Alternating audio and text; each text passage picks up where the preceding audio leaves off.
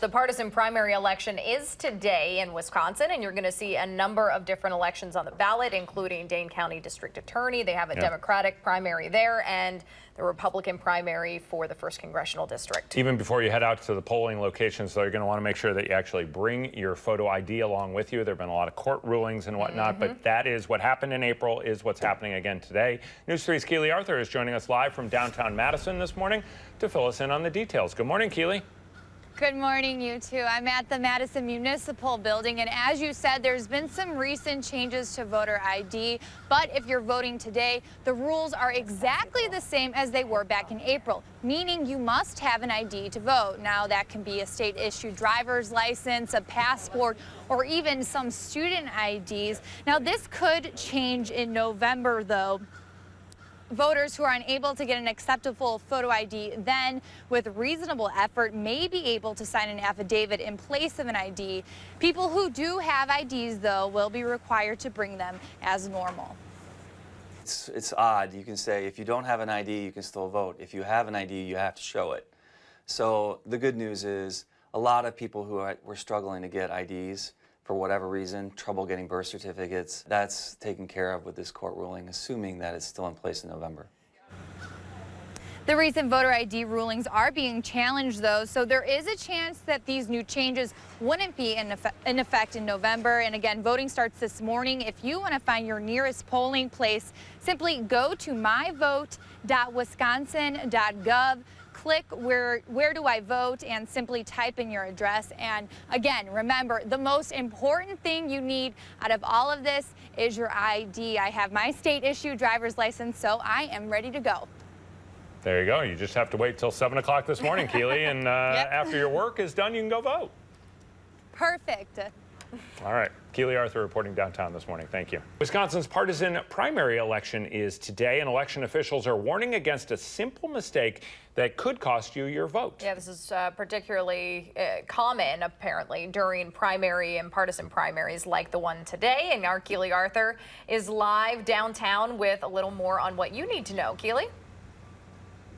Hi, Danica and Adam. I'm in front of the Madison Municipal Building. So as you said, in a partisan primary, you have to stick to a party. You can't vote for some Democrats and some Republicans like you might do in a normal election. Sounds pretty simple. Well, the Dane County Clerk says people make this mistake very often, and it invalidates their vote. So for example, whether you're voting for Republican, Democrat, or Green, you have to stay in your lane, meaning you can't vote for a Democrat in the district attorney's race and then turn around and vote for a Republican in the Senate race. It'll tell you when you go into the polling place, you've overvoted, you've cross-voted, and you can go get another ballot.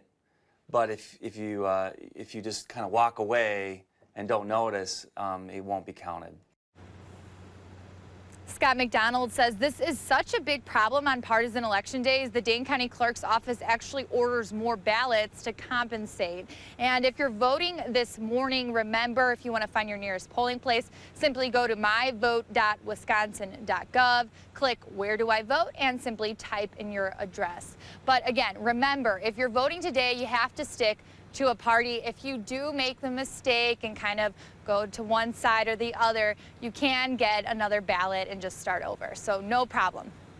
Good advice, Keely. Thanks. Also have to remember to bring your photo ID as well. Yeah, Yeah. Yes. Keely Arthur reporting downtown for us this morning. Thank you so much. Well, many people are focused on the November election, Right. A lot of attention given to that. Today is the partisan primary day here in Wisconsin. So our Keely Arthur joins us live downtown now with a look at voter turnout. Also, people are going to need to have photo IDs when they go vote. Good morning, Keely. How are you?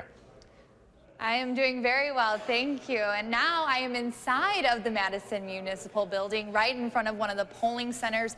It's pretty quiet right now, but things will certainly pick up in a half an hour when voting officially begins at 7 a.m. Despite that, though, voter turnout is projected to be pretty low. The State Elections Committee, or Commission rather, says turnout in Wisconsin's fall primary election is expected to be at 16%, or more than 711,000 voters.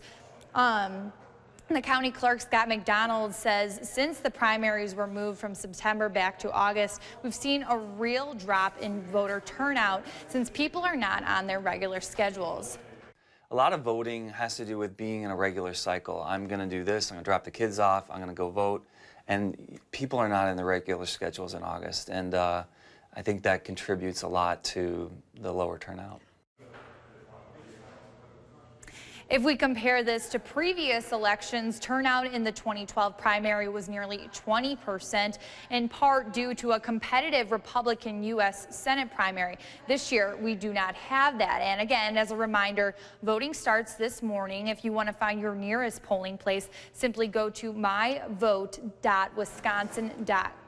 Click Where Do I Vote and simply type in your address. And again, voter turnout is supposed to be around 700,000 or at 16%. But bring your ID, get down here, and let's boost that percentage up. Danica and Adam. Keely Arthur reporting live for us downtown this morning. Thanks so much, Keely.